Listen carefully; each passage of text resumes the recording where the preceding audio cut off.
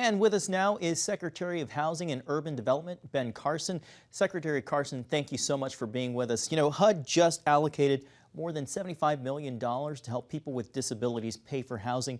Who do you see as most at risk of losing housing at this point in the pandemic, and what steps can help prevent that?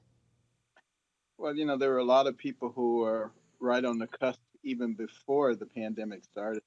A lot of people who live in sort of the depressed areas, a lot of people who live in opportunity zones. There are about 35 million Americans who live in opportunities. And that was really the whole purpose of the program, is to encourage investment. People can use their unrealized capital gains and put them into places that they normally wouldn't even think about. And these places would remain depressed. And it has had an enormous impact. But still, there are a lot of elderly, disabled people, and people who really don't fit well into the workforce because, they haven't been retooled to work in the 21st century. I just would emphasize that uh, this crisis, this COVID-19 crisis, came on the back of a very strong economy. The virus is waning very quickly, and that foundation is still there, and people will do well again. And they need to realize that and recognize that, this is not the end, this is the beginning of a renaissance.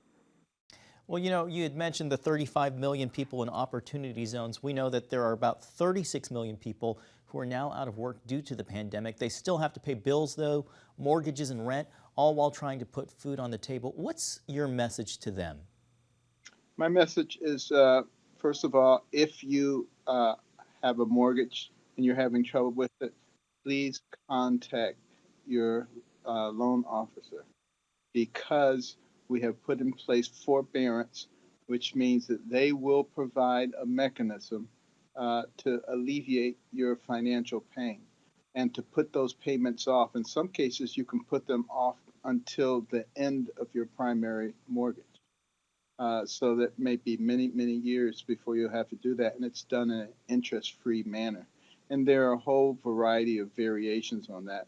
Same thing if you're renting. Forbearance, because we have a moratorium on evictions uh, and on foreclosures. So those things are in place.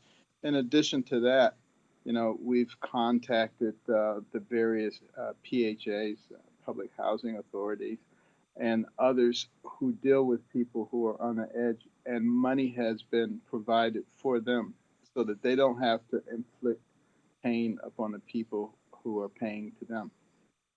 The House passed another relief bill last week, but Senate Majority Leader Mitch McConnell questions the need for more aid right now. From your perspective in housing and urban development, is more aid needed? Well, a lot of the money has not been dispersed. Somewhere between 40 and 60% of the money has not been dispersed yet. So I think what Senator McConnell is saying is, let's see what the impact is of what we've done already. And let's make sure that we're not throwing good money after bad money. Let's look at what's working and let's magnify that. Dr. Carson, you're a man of deep faith, something the president pointed out yesterday during the cabinet meeting. Can you talk about how you've seen faith-based communities respond during this time of need in America? Well, I'm actually very proud of the faith-based organizations and the role that they've taken upon themselves to provide for people. I know there was one faith-based group in Missouri that every Saturday night would have people who were in need come to their facility, and they would hand out meals and clothing and what have you. And because of the restrictions that were imposed based on the COVID-19 crisis, they weren't able to do that anymore. So their members started taking the stuff out to people. And, those are the kinds of things that we're seeing, people uh, feeding others, finding ways to get food from farms where the food was just going to waste to people who actually need it. And, when you really stop and think about it, what are Christians supposed to do?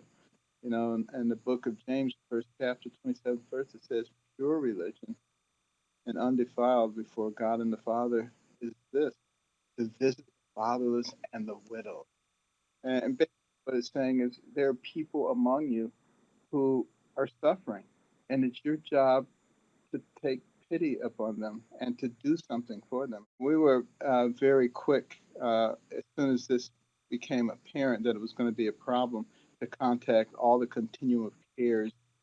In the United States, there's about 7,000 of them who are devoted to the homeless, and to put them in contact with their local health care facilities and to formulate plans for what to do if somebody, in fact, contracted the virus. And I think this is probably one of the reasons that you didn't see what was predicted amongst the homeless, because we were able to move out there quickly, gain cooperation, disseminate information, and that's the way things should be done. We had good cooperation from state and local officials as well.